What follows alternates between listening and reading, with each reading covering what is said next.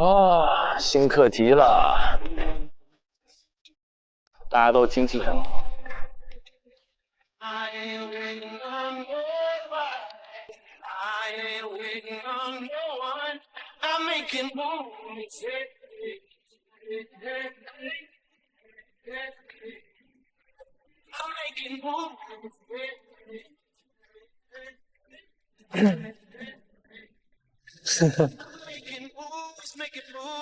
哦，这个橙花好香啊！没关系，你可以留在这儿，让我们闻一闻也行。我们交换着吧，可以把这个香薰做一个巡回的物品演出会，巡回展出。这是我们办公室的宝藏。真的，这个办公室需要重力，它有一些莫名其妙的小点。第6个课题的神圣遗物。Oh my god！ 走吧，小罗。小可老师和猴儿的老师，你觉得听着很像猴老师？猴老师，小可是有1.8米吗？我觉得他真可能有。他走1步，旁边那姑娘走3步。我发现你走路好快，走得很快。走 ，Hello， 早 ，Hello， 哇，可儿你的发型真好看。谢谢，你每天都给大家满满的。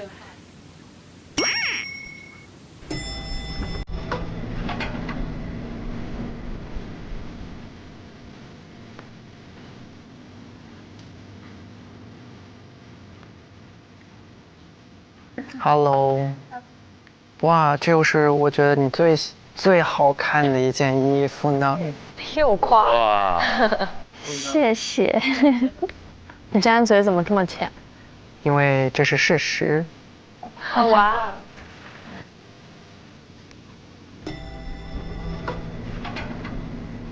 要出差吗？我这行李来了。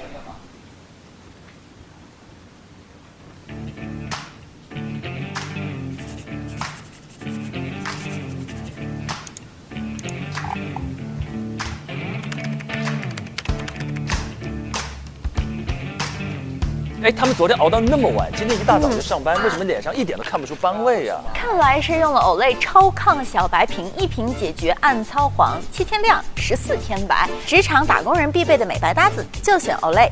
哦，原来如此啊！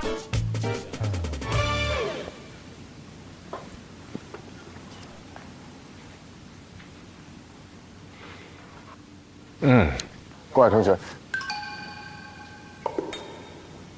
稍后呢，我们就过去这个2号会议室，我就发布一个课题给大家。好的。OK， 你们准备好就过来了。又到发布课题的时候了，走吧。走吧 ，everybody， 走吧。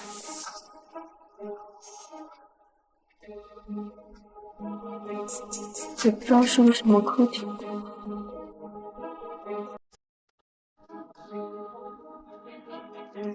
他们每天就跟超级玛丽似的，过一关下一关，过一关下一关。真的停不停的。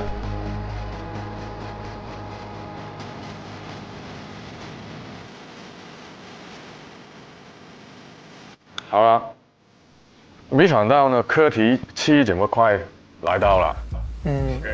这将是你们这次试着倒数第2个课题。哦，已经倒数第2个了。今天这个课题是呢，现场调查。哇，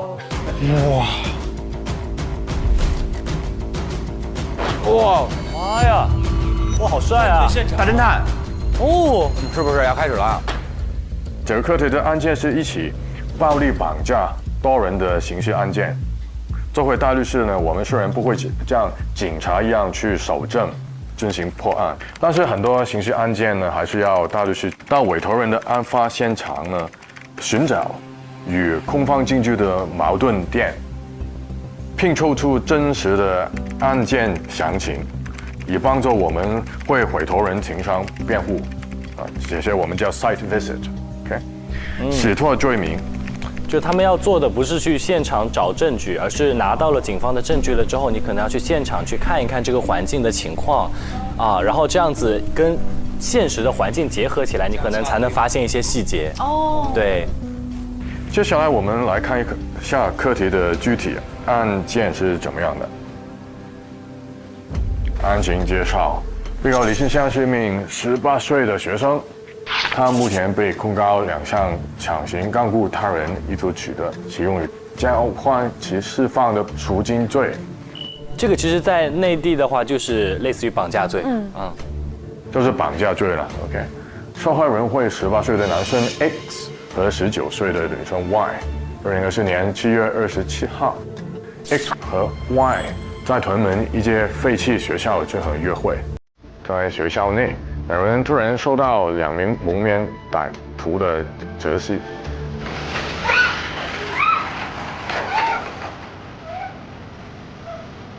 2名歹徒对 X 和 Y 分别进行了殴打和恐吓，并向2人分别干预在不同的教室。就是被迫 X 和 Y 致电各自家人索取30万赎金。哦，勒索钱的，勒索钱也别打人啊。 X 和 Y 的家人应要求支付了赎金，过程中 Y 成功逃跑 ，X 后被警察在学校揪出。绑架、暴力胁迫，然后勒索那个资金。通过追查60万赎金的流向，警方锁定了持有收款账户的李先生，并对其进行了逮捕和控告。李先生告知其事务律师，他并没有参与对任何人的绑架，他对涉案的赎金转入他的银行账户并不知情。该账户他曾借给他一名叫丽丽的友人使用。现在委托人李先生要求对其被控罪行进行无罪辩护。好了，本次课题你们是8人分成2队，于8月3号明天前往这个案发现场，在规定的时间内进行现场调查，对控方现阶段的证据作出分析。8月4号，2队需要分别以自己队伍觉得最接可视化形式向我们进行追踪的汇报。本次课题有30%的 KPI， 我们会根据你们每队对政务的分析推论以及汇报时的整体表现进行打分，将30%的 KPI 分配给2队。本次 KPI 的分配有3个档次。大胜30分，小胜20比10，战平15对15。3档，大胜30。案例和考试的介绍到这里就结束了。那我们怎么样分成2个队呢？刚刚也有讲到，我们在接受委托人案件的时候呢，经常会遇到很多扑朔迷离的案情。这时候呢，就需要看我们的洞察力，把一个个京剧脸像拼图一样还原真实的案情。我们今天就是一个小的考验，拼图。考验是拼图啊！哇！速度前2名的实习生将分别成为2队的队长，剩下实习生拼图完成的先后顺序，就是他们等会选队的顺序。他这样显得萌多了，他这普通话让他变得好可爱。顺对。对。你说粤语的时候就像关律说普通话。人家我人比我强太多了。啊，我超烂，我拼图完了。天哪！杀了我！注意完成拼图后，请举手示意我。加油！加油！加油！每人一个。哎呀，从这儿已经看出动手能力不行。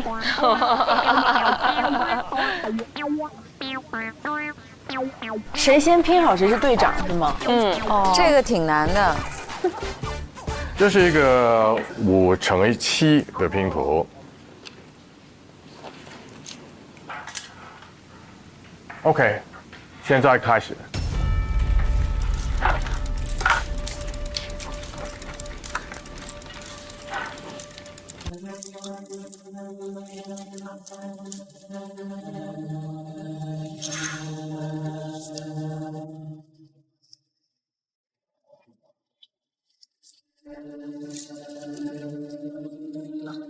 这个挺费时间的。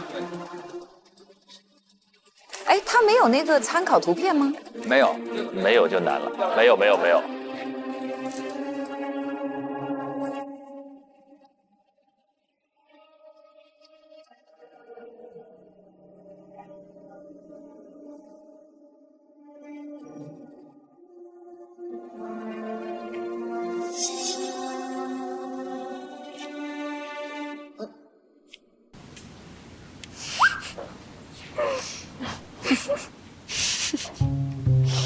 救命！怎么办？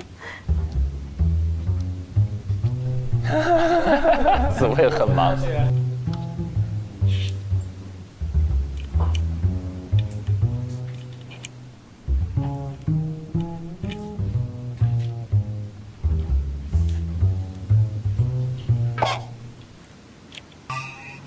哇，有些同学拼得很快。啊，是吗？哇，哦，厉害哦，他就是遗憾这方面不错哎能力强。哇，洛星，哇，洛星干什么都这么厉害吗？哇，钟宇更快。终于肯定。他就是拼图小能手。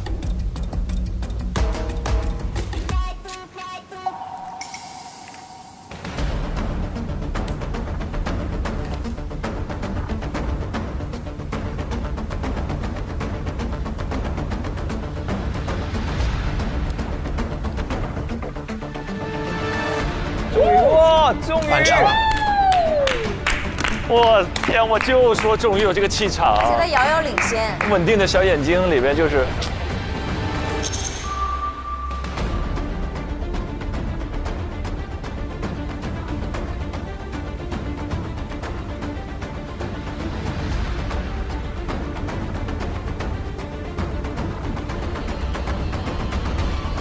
可以了，硬塞吗？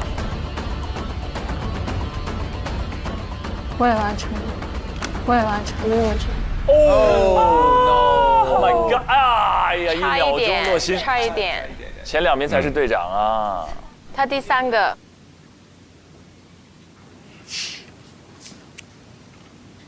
别着急。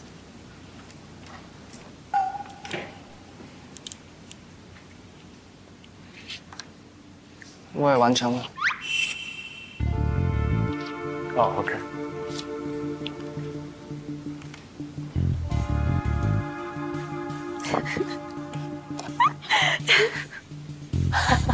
哦天哪呀！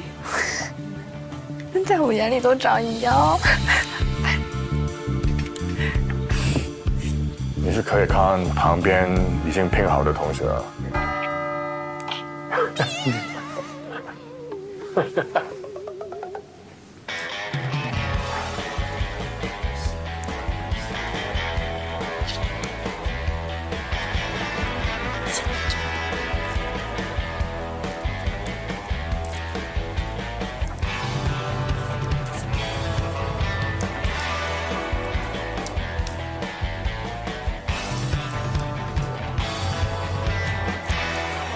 OK。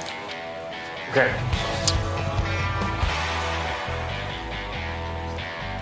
OK。这个好紧张。OK。 7位已经拼完，可儿还是满桌的拼图。原来可儿也是有弱点的哦。目前为止对可儿最难的一个。最难的课题，等我抄完。天哪，我连抄都抄不明白。天哪，光把这些拼图翻过来，我都感觉翻了好久。看出来你小时候是不玩的，虽然我也非常不喜欢玩拼图。哦，这个在这儿，是这样吗？看来明天的勘察也不会很顺利。我拼图也不算很在行，所以我不会管它。哦，关大力好温暖。嗯，很温暖。快了，快了，马上就好了。OK， 好了，拼图前2名是陈忠宇，然后呢就是罗以涵。先写上自己的名字吧。陈仲瑜当队长了是吗？对。咱越战越勇。哦，所以说我不能选陈仲瑜。我本来想写到陈仲瑜后面了。你太快了。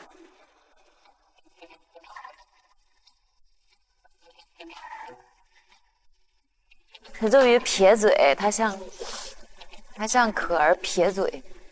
他大概意思是我们希望还做队友。对，我觉得是传递了一个信号。后面是我，还有谁？要是我。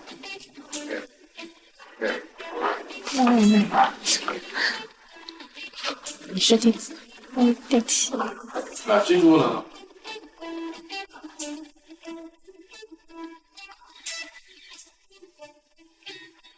OK， 好了，所以第3呢就是洛熙，你可以选。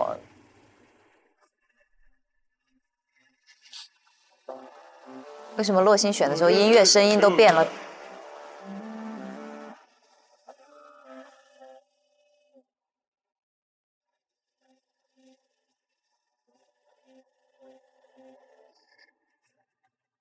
感觉洛星会选怡涵，罗意涵嘛，好姐妹嘛。他们已经很久没一组了。哇，这组好强！卢一涵加洛欣，哇，加可儿，哇，完美了！如果好。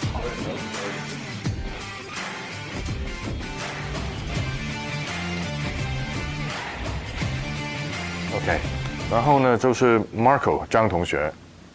Marco 肯定会跟着洛星选。对的。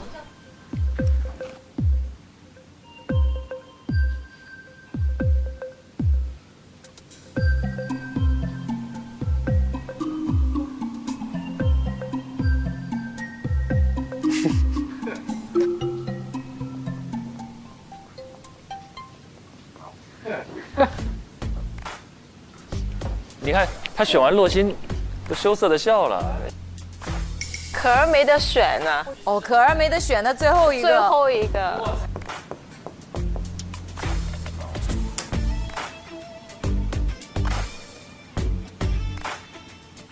好，王文翰，到你了。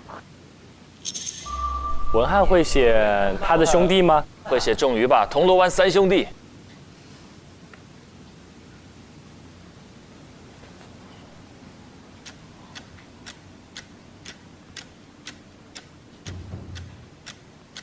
文翰可能会跟着怡涵。对他跟怡涵搭配也很好。对啊。就跟怡涵吧。他眼神往上看了。他想给他哥们儿一个给面儿，肯定是。Oh no！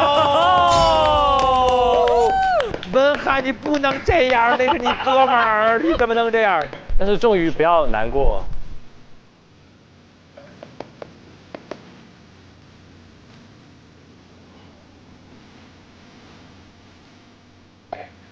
原来他是这样。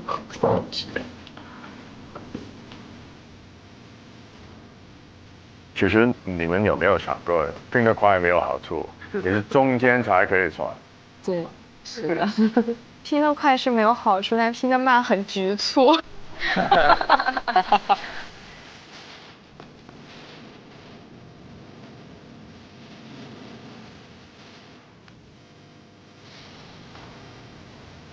拼得慢也有好处。这是我们珠海组和深圳组。哦，就是真的啊，对。还真是。上面那一队哦，有仲瑜，有可儿，而且志远他本科学刑侦的，应该也会有一些帮助。志远在刑事方面功力深厚。谁是刑侦？志远就是说那12秒那个哦。就那个理性男孩，那个理性男孩。好了，现在组队已经完成，然后呢，每队的队长，这个本案的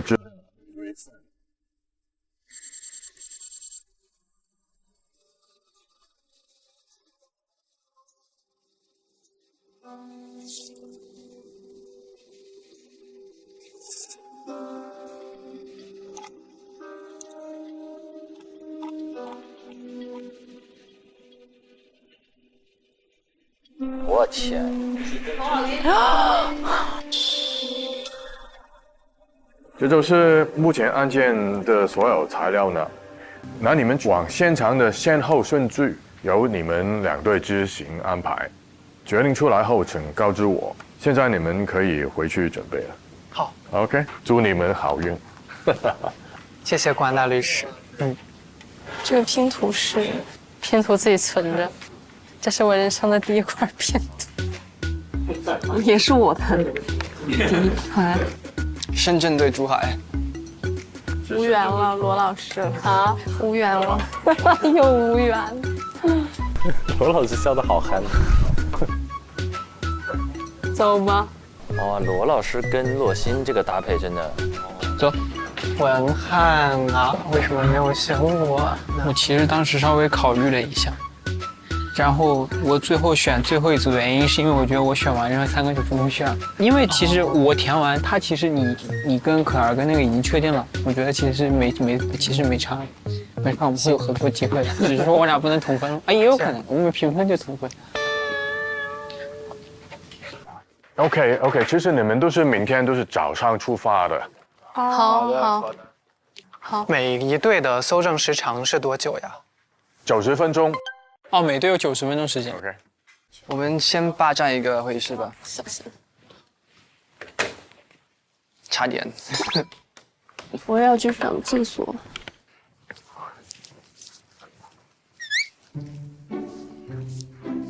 我已经去了好多次厕所。我觉得我们3大不可能输了吧？你能不能不要每次一开始就说这些话？不是我在说不能输了，宝贝。那你也别说。我觉得没可能，我一定会。你以后从今天开始不许提输和赢当中的任何一个字。大赢。不许提。姐弟组合，真的很姐弟。这个太好玩了，太好玩了！我最喜欢的就是这个，太好！现场勘查，这是我梦寐以求的。志远太开心了。太好！你是读警察学的？是的。哦，读侦查的哦，他就喜欢破案。还没搜过绑架案呢，可能搜的就是那种故意杀人现场，有血迹啊这种。哦，真的现场吗？对。哇，我们做一做研究。好的。搜现场，这是他的专业内容了。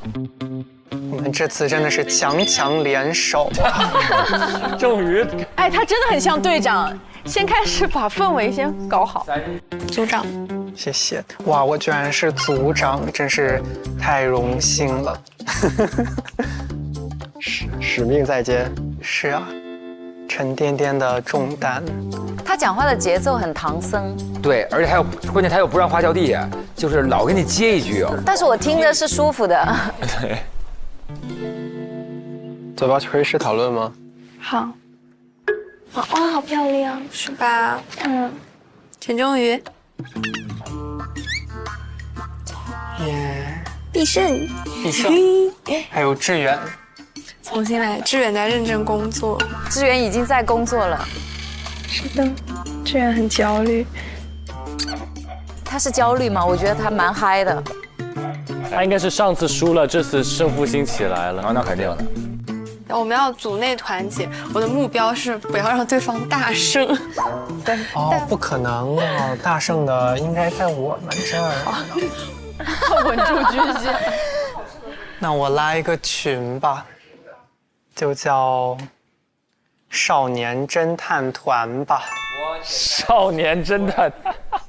就少女就在里面就扮演一个若有若无的角色。少年包括男女。你们看过《名侦探柯南》吗？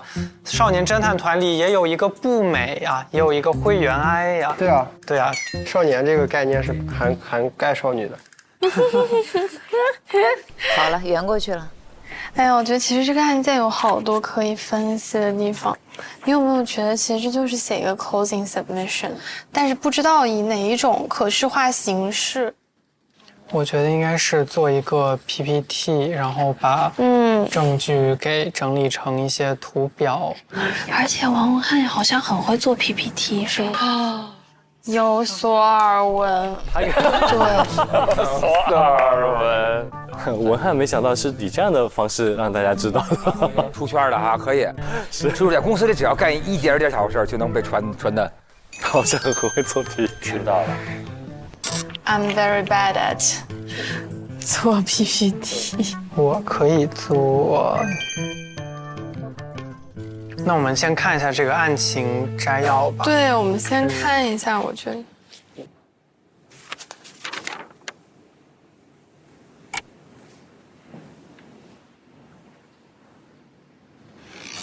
这是啥意思啊？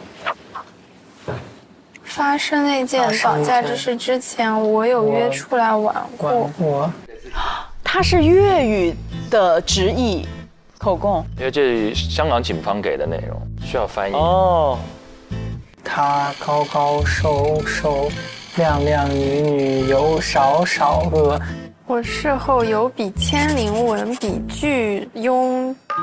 我事后都给他有几千块钱去给他玩，但她是一个钱用的好快的女生。哦，用钱用的好快该女仔，钱用的好快的女仔。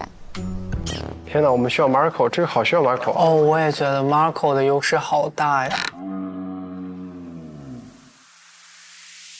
马可说这个我能看懂。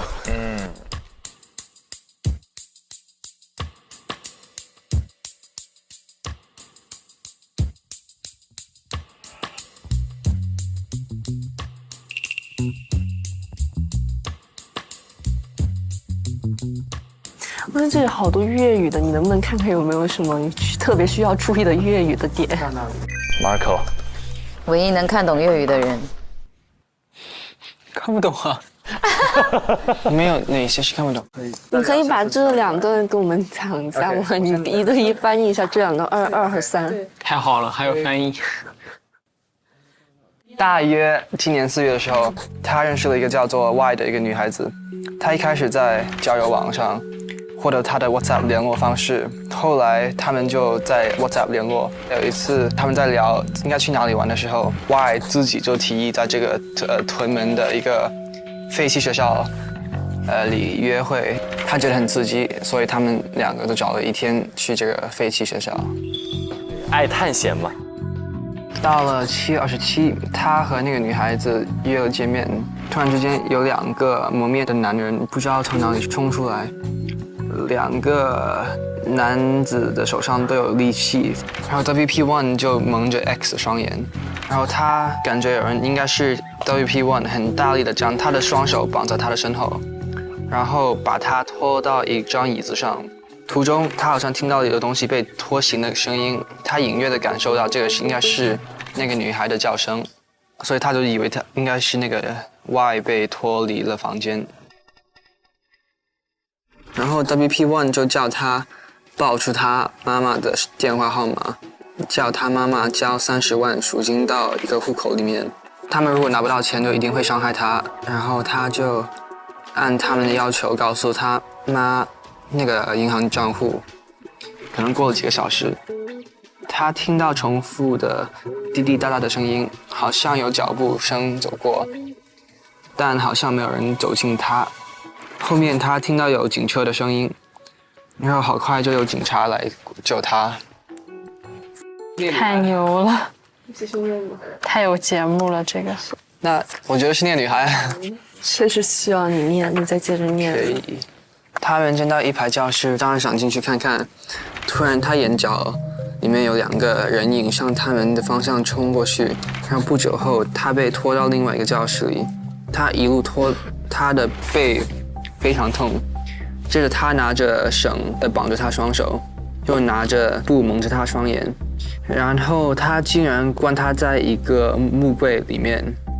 过了一段时间，有人把他从柜子里拉出来，然后放他在那个椅子上，叫他报出他妈妈的电话，要跟他妈妈讲用30万赎他。但他也按照他们的要求打了这个电话。打完电话后，他们应该就走开了。那里很静，什么声音都没有，令他觉得很害怕。他尝试胡乱挣扎，不知道怎么，他的手上的绳就松开了，突然。立马就摘下了眼上的布和解下脚上的绳，他一鼓作气就跑出了那个教室门外。哦，自己跑了。他先跑的。先跑，因为 X 是警察找到的，他是自己跑的。哎呀，好奇怪呀。Y 自己就提议在废弃学校约会，他觉得有2个磨灭的男人冲突，他好像听到有东西被拖行了，他隐约的感受到这个声音是那个女孩的叫声，非常痛。他听到重复的滴滴答答的声音，好像有脚步声，那里很近，什么声音都没有，令他觉得很害怕，跟他妈妈讲用30万赎他。这两边的口供不太一样，有很多矛盾的地方。对，我觉得要不先把图片先看完，看完我们再一块讨论一下。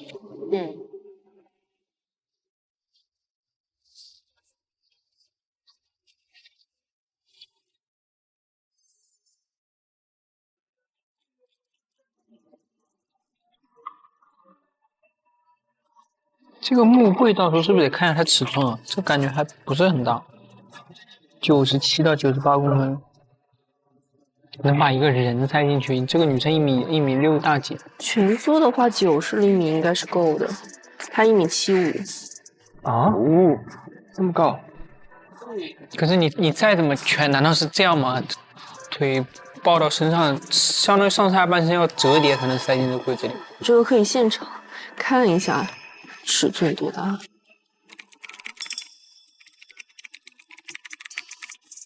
这些吃的也是。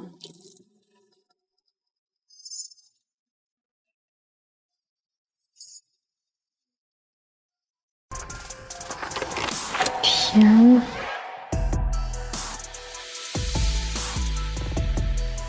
它外界为什么会有血迹呢？它地上的血是哪里来？是之前的事件留下来的吗？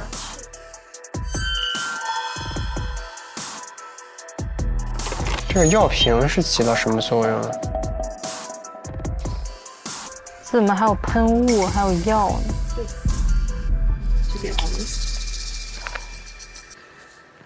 怎么突然觉得这个案件复杂了起来？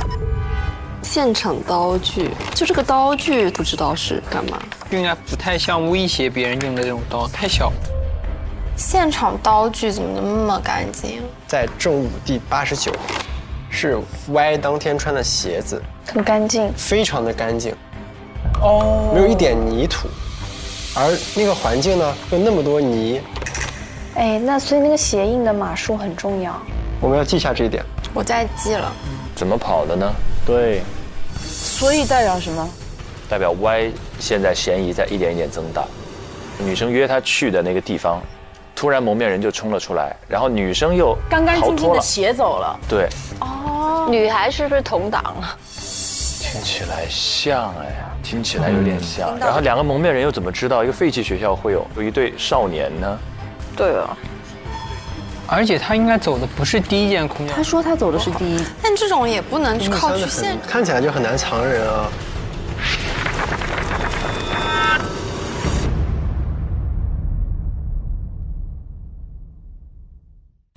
OK 了，你们俩大侦探有经验啊，对不对？到你们的趴了，多提供一点可能性。这样讲，我们先说一下刚才这个分组情况，好 ，OK， 再来讨论案情。分组情况，刚刚实习生已经现在在黑板上通过拼图的方式决出2个队长，然后选出了2个组员。各位现在仅就账面实力来讲，更看好哪一队？终于，为什么？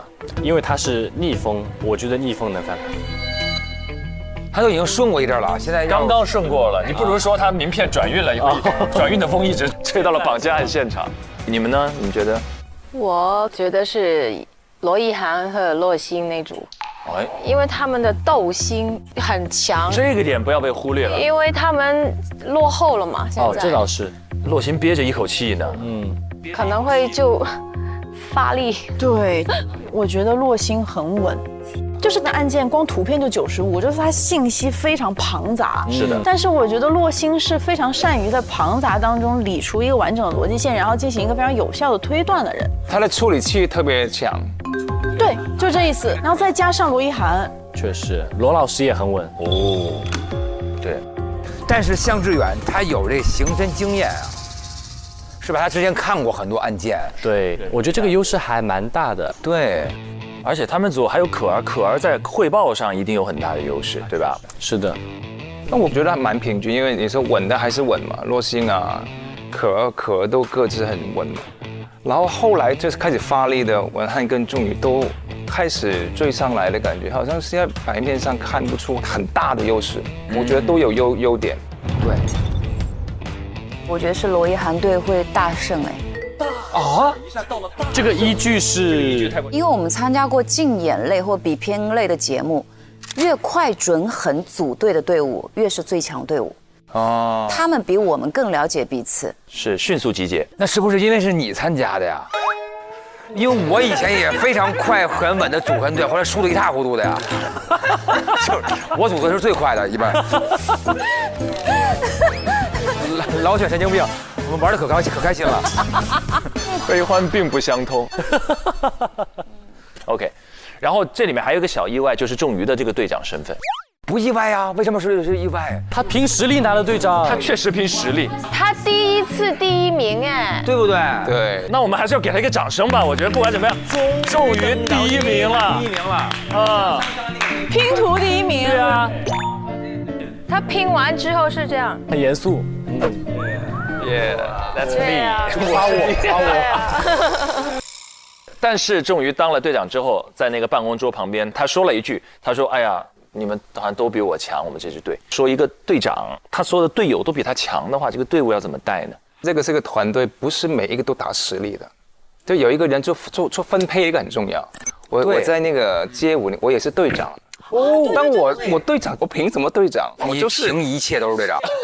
凭一，因为厉害的都是舞者，明白？我只能在做后勤的分配他们这个哪个是最厉害的，放在哪个位置，有点像那个足球队的那个教练啊，他不下场踢，但是他比较客观去看整个也是需要这个人的。重点是在于队长相对还不要是能力强的。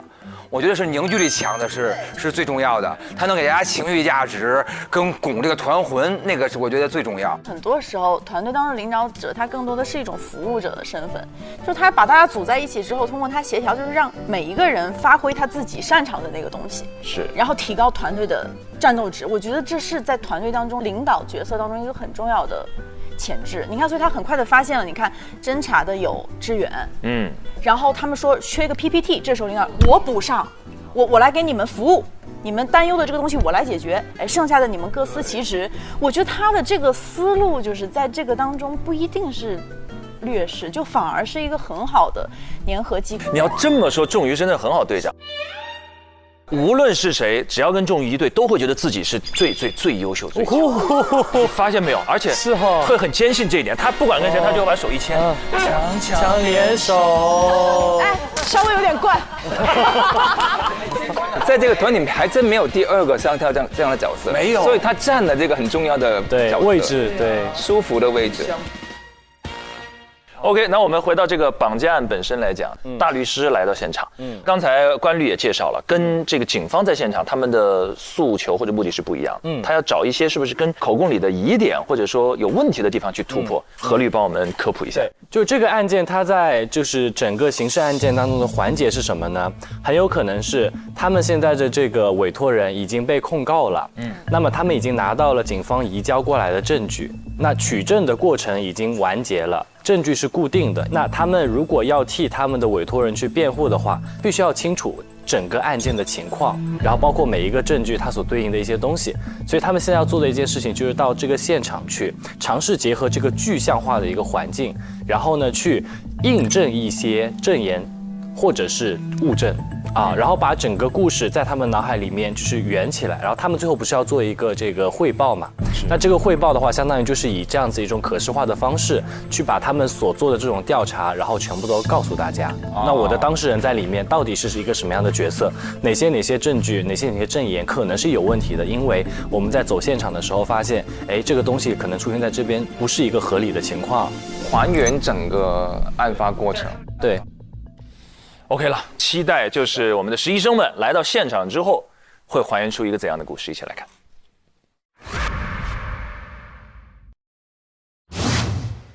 哇，漂亮的太阳啊！我现在感觉这个案子好复杂。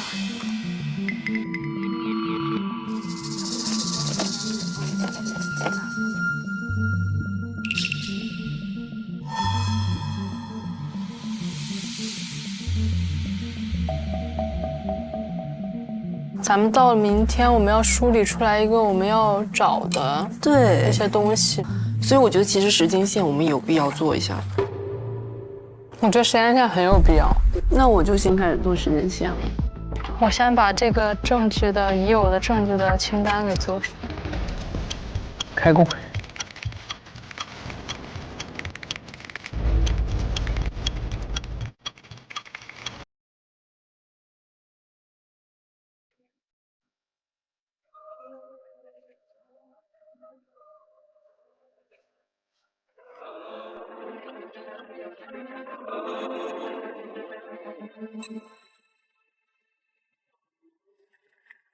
我们要脱罪，其实2个方向，一个就是说另有其人有罪，一个就是说能证明他没罪，但证明他没罪太难了，感觉。对，得证明他没有在现场。证明谁没罪啊？黎先生的账户上收到了绑票的钱，但是黎先生自个儿不知道吗？他说他借给别人那个账户，借给 Lily。就是闭路电视里面说他那天，穿着那件衣服出去了。哪里写的哟？他那个警员的口供里面，他说有一名穿着黑色有帽风衣的男子从哪一个楼进入升降梯并离开大厦。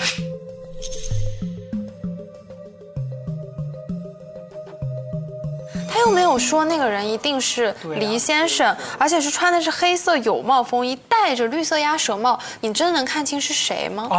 所以其实那个人我们完全可以合理怀疑不是黎先生。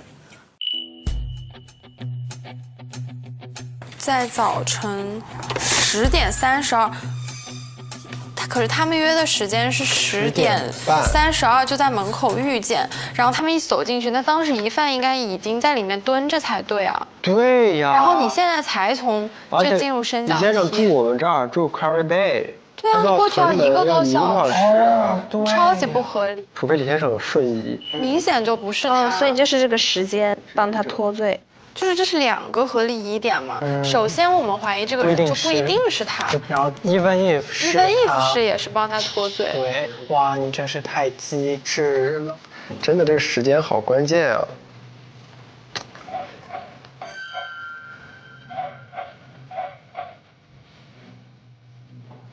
而且就是给我一种感觉，就是我们的黎先生在27号当天是很正常的生活了一天。他去了超市，去了便利店，还点了一个 Deliveroo，点了一个户送，就感觉他正常生活一天，根本没有在意自己的账户里有这么多资金波动，有没有这个感觉？是吧？对。我们的这个李先生是多么单纯的一个人啊，就像我在港硕生活一样，就是这样的，每天去超市买，便利店买。他代入了。去买的时候，肯定他买这些东西，他不是去惠康吗？店员的对，有店里面的 CCTV 口供，就比如说我见到他了，在这个地方，或者说店里也有监控，这都可以调的。所以这个就是他的不在场证明。对。我们今天晚上要不要先就是想一些故事的可能性？我觉得要，就不能明天再去想。对，你跟我一样，我跟你说，现在有你在真的太好了。就我一直就是扮演这个角色，不能明天再去想，我们要今天想。但是他们很配合的，就是你只要 raise， 他们都很配合，他们都是指哪打哪型队员。你看他的表情，只有你压得住他。没有，他可以的。而且这次我们都是队员，我们的压力很小，然后我们一切都由队长来兜着。我想把那个文字版的时间线发你们吧。对，梳理时间线确实非常重要。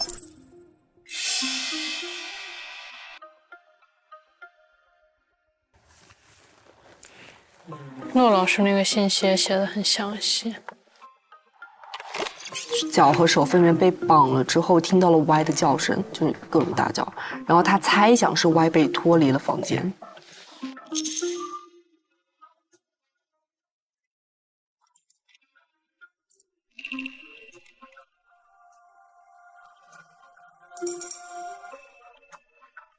所以说 Y 这个很奇怪，他腿上没有受伤啊，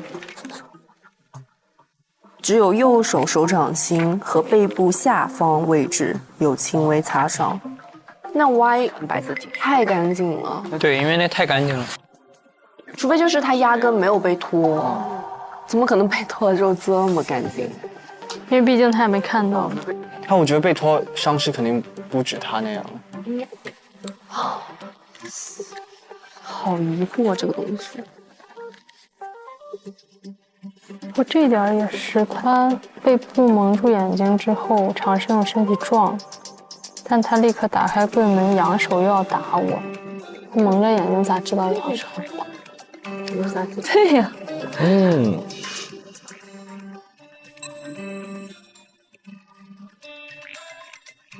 对话说特别安静，安静到让他感到害怕。而且他们所有的吃的东西都是在教室3里面，和这3个人都在 Y 旁边吃饭呗，吧唧吧唧的。然后 Y 还说特别安静，一点声音都没有。Y 一定有问题。对，这肯定是很有问题。就是有可能他在那并不是一个被关在柜子里然后的一个状态。我甚至是觉得 Y 跟他们一块吃的。Y 可能根本就没被绑起来。所以说 Y 这个很奇怪，他确实背上是有一点点的擦伤的。这个擦伤甚至有可能是他自己就是回去以后再擦，不一定是在现场擦出来的。我觉得这个东西其实我们不能去正向证明我们的委托人没去过现场，应该反向去证明另外一个 theory， 就是那个 Y 他在现场根本就没有遭受这些事儿。因为你想证明我们的委托人没有去过现场，你的搜索点就不会是现场，而是他家里啊，或者是其他的一些东西。所以我们想证明的一个东西，应该是现场发生过的事情，就明摆着是这个 Y 自己策划的。可以，厉害。他就是这种思路特清晰。他们俩走了2条路了，2支队伍。天啊，2个强大的 CPU 在一起坐着对面。我现在把那个证据清单整出来了。我这个就是按照一个人的调查跟一个物的调查。滴答答是什么东西啊？滴滴答答可能是某个房间漏水吧？有可能。这滴滴答答是不是就想描述，其实这个脚步声很轻，所以是一个很轻的女孩的脚步声？但他确实，我们明天应该去特地注意一下那个脚步。然后物的调查的话，就是这就直接列了编号跟那个物证还有数量。当时听到了很多车的声音。对，这个你不可能一个很偏僻的地方还有大马路，有人来来往往吧？对呀。你们去现场可以看一下。先回是吧？我先回。可以回是吧？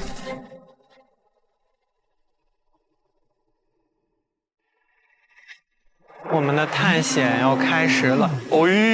哎呦喂 ！Oh my god！ 他这个拖拽的痕迹像是拖了人的脚，像不像？真的很奇怪。所以他是从这个门跑的。不，我觉得他不是往这边跑的。这不对劲。但是可以装那些 laughing gas 针管，后面也有一个针管，所以这个可能长期都是吸毒的地方。是不是那个女生也吸毒？因为为了这个所以要骗钱嘛。2个人都提到说歪女士被扇了一巴掌，但是在歪女士伤情鉴定中体现说脸部没有任何的伤痕。其次，第2点就是这边我要停一停你，因为扇一巴掌其实留下的伤痕也可以很发散。我们根据这个对证据还有证人的分析，很有可能是 Lily 自导自演了这一场绑架案。为什么有这个推论呢 ？OK， 请等一下，我稍后就发邮件。这个情况看来很有机会大胜。大胜吗？我收到了，来了。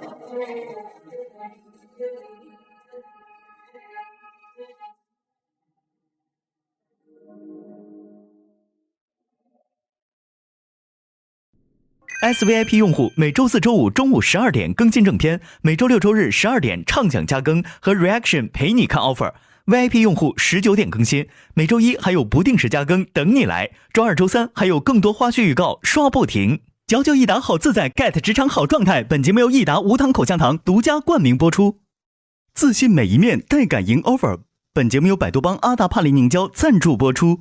上知乎搜2025秋招季，和知乎答主一起畅聊职场。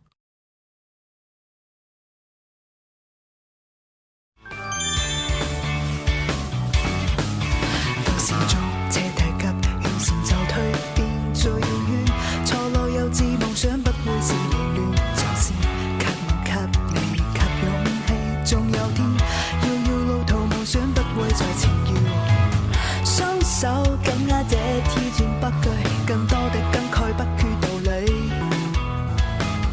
無畏懼再去跟看一切，再一次挑戰我嗎？競技會在哪方？奔跑人群中，世界能屬我，交出每個爭吵的答案，無懼那一天可會踏破，精彩每一步，這一生痴心夢想，誰會在意它？奔跑人群中。